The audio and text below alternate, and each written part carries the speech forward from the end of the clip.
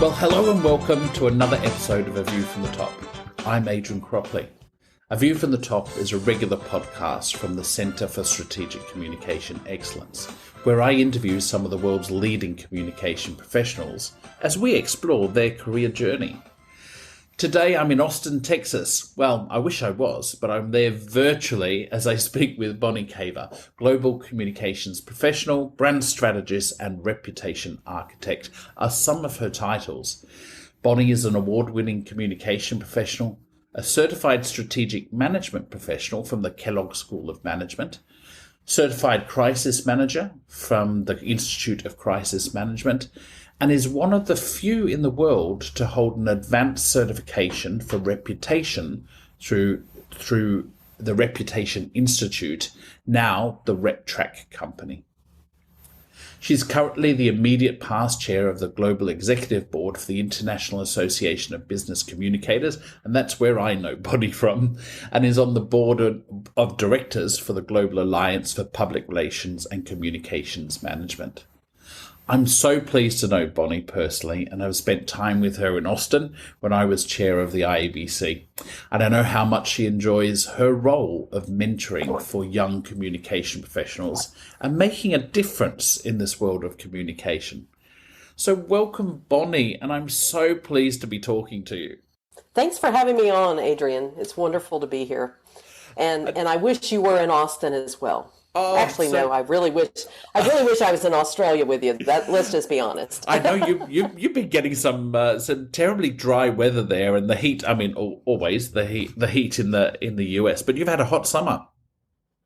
We have had a very hot summer, but they're saying we're about done with that. So we hopefully will go into our fall and have some pretty color and some nice weather. Something to look forward to. And I tell you, it's been the converse, which always seems to be the way here, is they're predicting a very wet time here, which is unusual because we're the ones usually in drought in Australia. So right. the world and the weather has gone crazy, but we can still deny climate change, can't we? We can. So tell me, your organisation is the Reputation Lighthouse, and I've never really sat down and talked about the business. We've always been consumed by IABC and the global challenges of communication. But tell me a little bit, how did Reputation Lighthouse start, and what is it that you do? Well, in reality, I started the business when my son was 1 year old. Oh, wow. My youngest son, and he started his first day of college today. So we are 18 years old, and really, I saw an opportunity at the time to help organizations tell their story. And I came from a comms, PR, marketing background. So I launched this company called Caver Public Relations. And over time, it's you make changes to your own business just like you ask your clients to make changes. And I had a client come to me one day and said, "Bonnie, you do so much more than PR. You really are a strategic guide around communications for my organization. You're more than what I see as PR. And although PR is something you do for us, and I think you should change the name of your company." And we looked at it and kind of tossed it around for a few years, and it came time to kind of really think about where we were growing and where we were going, and we started to look at this ability to create a reputation for your organization as well as protect it. And if you could do that, if you could own your own reputation and you could protect it and you could accelerate it, then you have this opportunity to differentiate your organization in a way unlike any others in your industry. Reality is we do communications, we do branding, we do reputation work, we do crisis work, we do change communications, we do internal, external. We do all of these strategic initiatives around what I would call the communication family, but we're doing it with a focus of accelerating and protecting organizations' reputations. Oh, that's amazing, and it's nice when the client acknowledges what you do. It actually drives the business because there's no better feedback than when the client says, "This is what you do for us," and to hear that, it actually brings me chills when I hear stories like this, Bonnie, because it means you're making a difference in organizations, and that's what it's all about. And I think to me, that's what you're passionate about. And probably since the first time I met you, I knew how much passion you had for our profession. But, if we're going to go back a little bit and we'll explore the profession and where you've got to now, because you are a global leader, and we're just so pleased that we've got somebody like you sitting on the Global Alliance. But let's cast our mind back just a few years, Bonnie. Where did it all start for you? Did you wake up one morning and say, my studies is going to be in brand and reputation? Is that where you started your schooling, or was it a totally different field? Oh my goodness, it's so funny. No, I was going to be an orthopedic surgeon. Yeah. I mean, I drew bones. I was an athlete. I had my first knee surgery when I was 16 years old, and I asked my orthopedic surgeon, could I watch my own surgery? Oh, wow. And he said no, but he then let me come and observe other surgeries, and really was a mentor, and I really was interested in doing that, and very, very focused. I had been writing for my whole life. I enjoyed writing. I enjoyed speaking and communicating. And even at the age and the age of 12, I would help my mother answer the phone when people's electricity went out, because my father was the leader of a electric company, and he would be off at the office, but they knew my dad. We're a small community. They knew my dad, and they would just call the house and say, my electricity's out or whatever. And I would help my mom answer the phone, and I'd just say I would stay up as late as she would let me, because I love talking to people and helping them and understanding where their challenges were, and helping my dad map. I would say, oh, they're in the same community. I've had 5 calls in the same community. You must have some line down there or whatever. I just really love that. And I was 12 years old. And so, but when I got to be, starting college, I was going to be pre-med and all that. And I started thinking about 12 more years of school. And this is the honest truth. I just thought I could not do 12 more years of school. I just finished 12. I just didn't think I could do 12 more years. So I announced to everybody I wasn't going to be an orthopedic surgeon. No one was more upset than my own orthopedic surgeon because he was very invested in this, so I loved writing. I loved talking. I said, I'm going to go to journalism school. Oh, And that's so I amazing. did, and I got a degree in PR and journalism.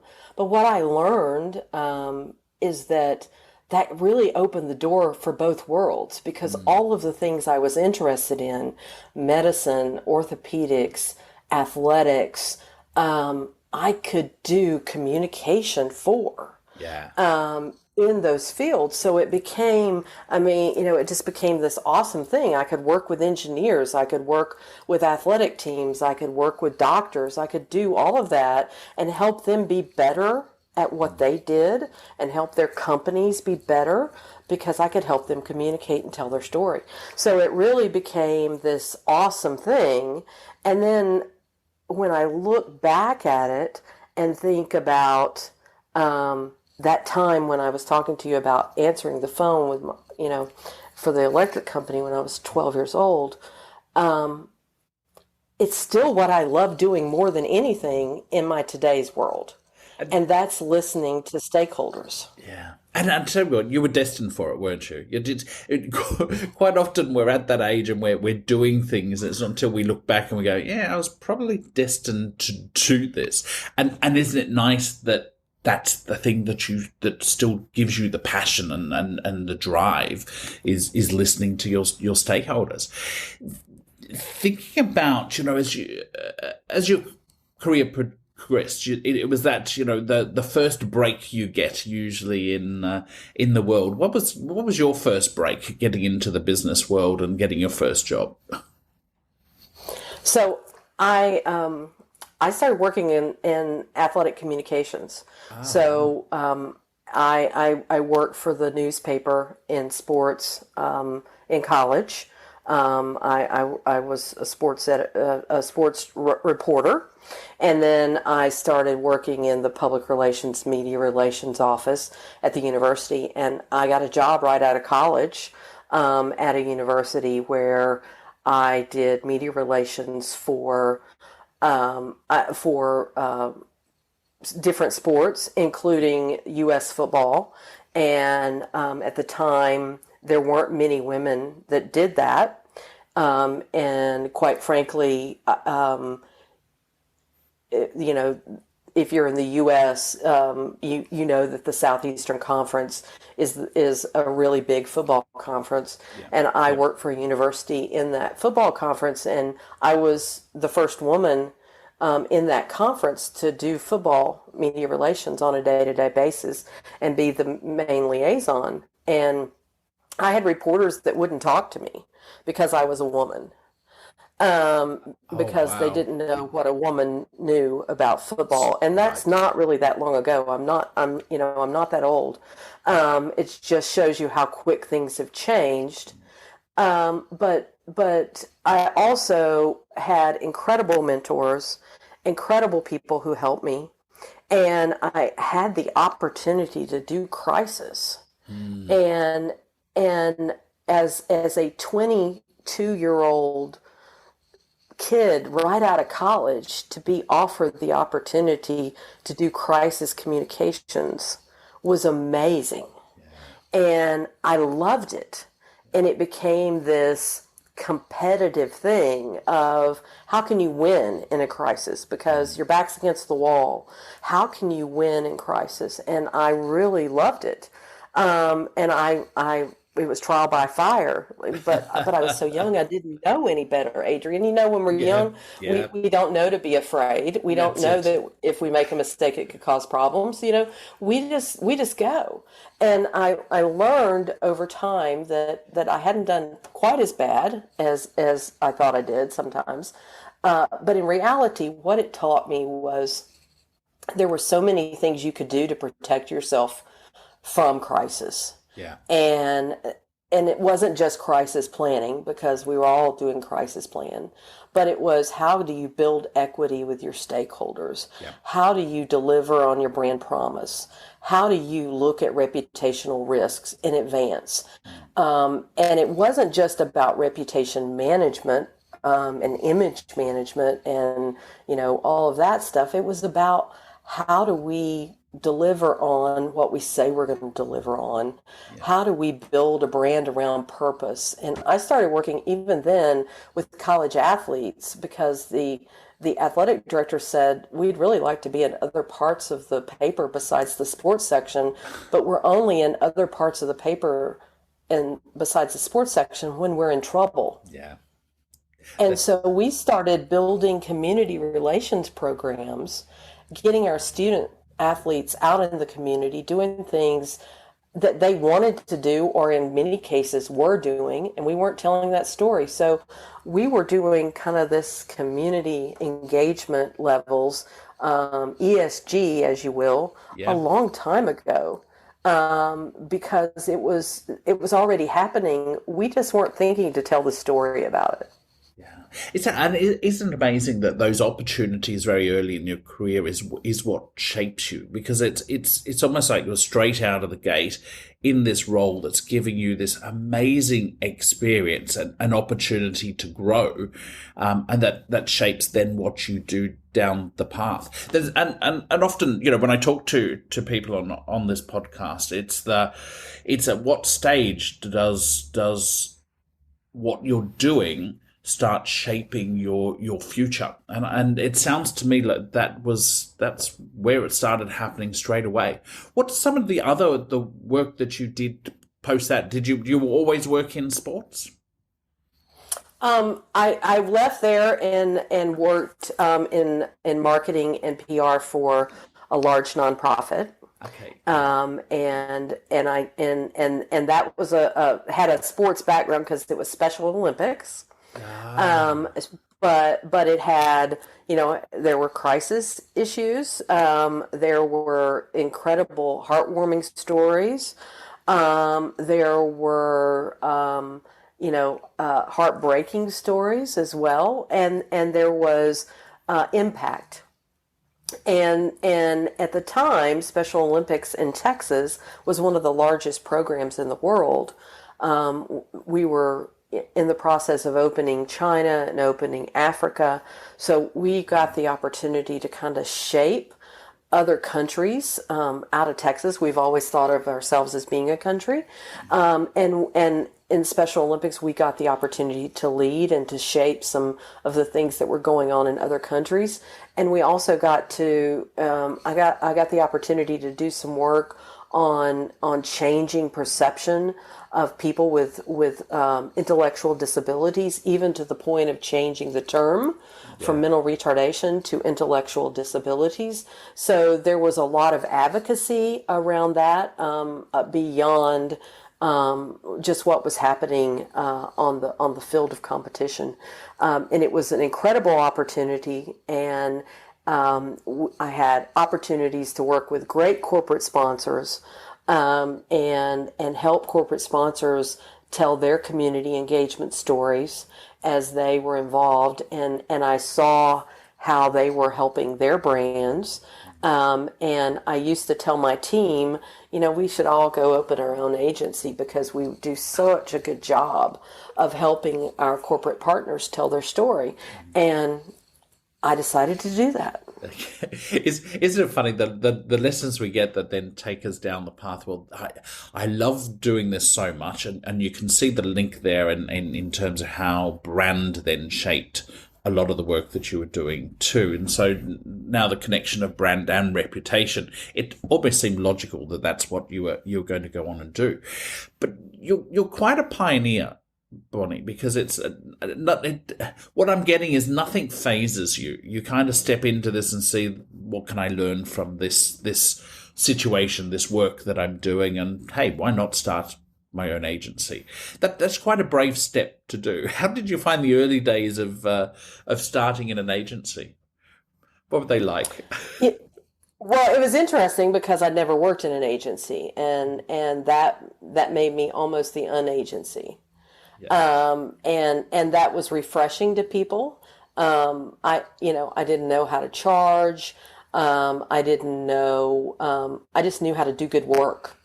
And I knew how to uncover the challenges and the problems. And I still, think that that's a little bit of my superpower, is I can listen to people, listen to stakeholders, and understand what they're not saying and ask the right questions to get them to tell me where they find value, where value has disappeared.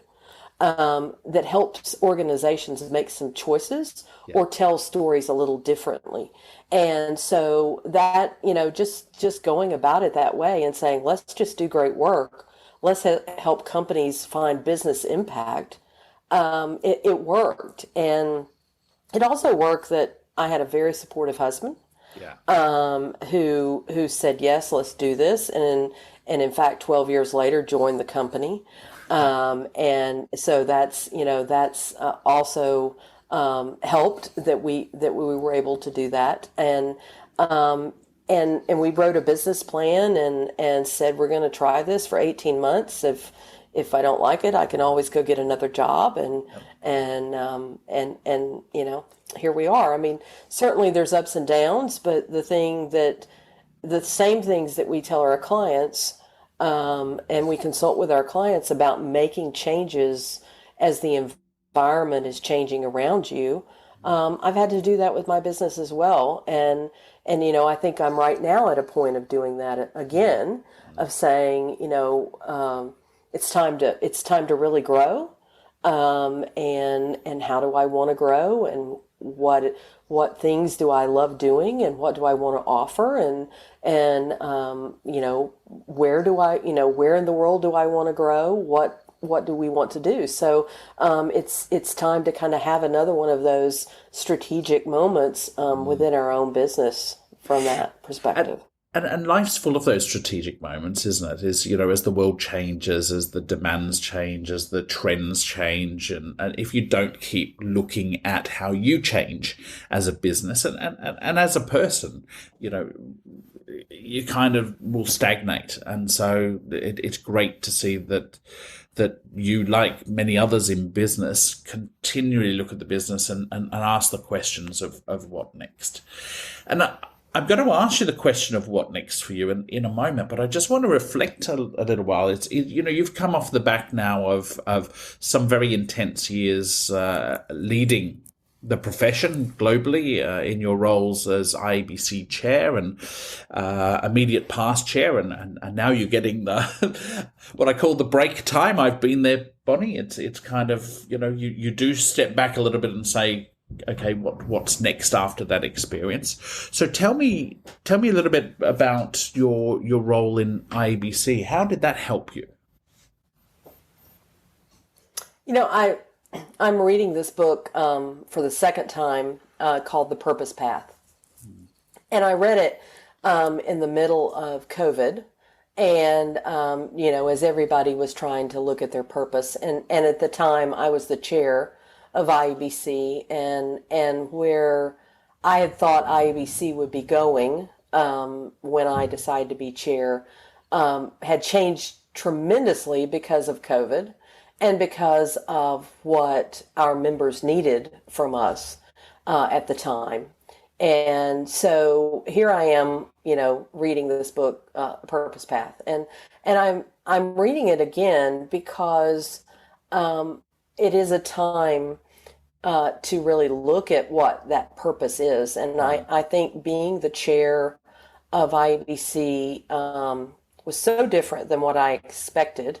I learned so much from communication professionals around the world.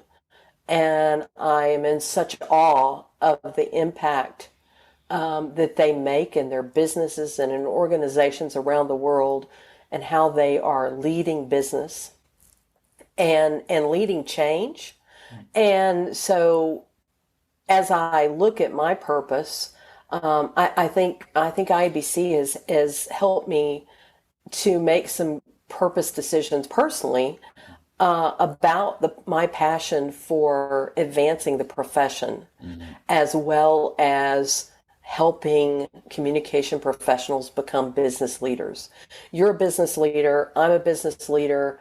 As I was telling you earlier, I was at a awards show awards luncheon today, where we were honoring business women, and there were quite a few communication professionals who were being honored as business leaders. And I got chills. I was so excited by that. And I think one of the things that's come from being the chair of IBC is I am more passionate than ever to advocate for this profession and to see more communicators who have come through the communication profession become business leaders. And I think we're in the right direction there, and I really want to be an advocate for that. And I think that's part of my purpose personally. Yeah. And I kind of feel that passion right now, Adrian. And I have to say, when you were telling me about the Women in Business Awards and your experience today, I have to say I shared those those chills, because it's, when I think back, and you and I are very similar when we were running the chair role at IABC, because there were both years where we were focusing on strategy and what next for the profession as a whole, which is a great opportunity, but also it brings that passion. And I always say there's the right chair at the right time in IABC. It just, there's some secret sauce that happens there that it just plans out that way. But it's that whole vision for communication professionals leading businesses. And I shared the example with you. We're very proud of our neighbours in New Zealand, here in Australia, where the Prime Minister of the country is a communication professional, and that's when you start seeing the work that we do as a profession to build, strategic communication professionals, and they're landing into these business roles and leading it. And this is exactly what the world needs, right? We need more communication people at the top. I'm sure it would heal an awful lot of wrongs in this world. And when I talk to young professionals and students, and they say, I'm not real sure what my job's going to be. Yeah. And I try to say, I think your job's going to be embedded in something else. Your job might be about sustainability. Your job might be about ethics. Your job might be about business management. It could be whatever you want it to be, because as an educated communication professional, and you have what you need to become a problem solver, to become a business leader, to become a collaborator. You have what you need to move organizations forward. Yeah. So what do you want to be? Yeah. And that's a really good question to ask, particularly, and you do a lot of mentoring with young people, and that's how you share your passion. And so I'm actually going to ask you some tips for young professionals in a moment, because this is a really good learning opportunity. But I can't go past the fact that you now sit on the board of the Global Alliance. And so, for those that don't know the Global Alliance, it's the Association for Communication Associations. So it's kind of the peak body that shares a lot of that wealth of knowledge and understanding globally through the different communication associations. How are you finding that role, Bonnie? What are you seeing in that really is driving your passion at the moment? I'm seeing a lot of. I'm just learning. There's just so much to learn about what's happening around the world in the communication profession. Zimbabwe has just passed a law of a level of professionalism that you must have in order to be a professional communicator. Kenya's looking at a similar law. Puerto Rico has that, so that you just can't say you're a communicator. You just can't go out and hang a shingle. You really have to as you and I've talked about, you have to go through our career roadmap and our standards, that the global standard is alive and well, because countries are saying there is a standard. Yes. To be a professional at this level. So I'm very energized by that. Also looking at, work with the UN. How can communication become part of the sustainability agenda? Yeah. That's really important. How do we collaborate around the world and be an advocacy voice? How do we look at certification for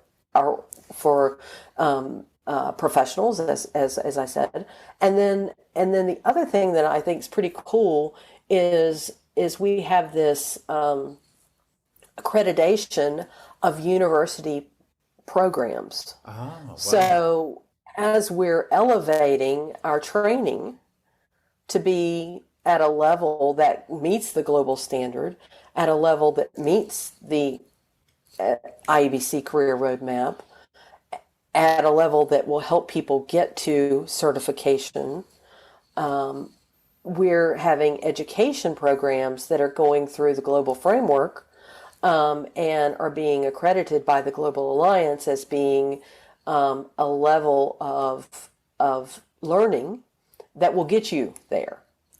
And awesome. I think all of this, if you put all of that together, the advocacy, the accreditation, IBC's global framework, IBC's career roadmap, the global certification that IBC's been involved with. If you put all of that together, we're putting in all of the things that we need to do exactly what you and I talked about. Yep. This passion of leading communication professionals to lead business. Yeah, and that's that just pleases me no end when I hear that, because I know so many years ago that accreditation of university programs and so on was a key driver, and that was part of the a strategy when we were first looking at the career roadmap and the development of the IEBC Academy and so on. So it's just awesome to see some of this now driving communication,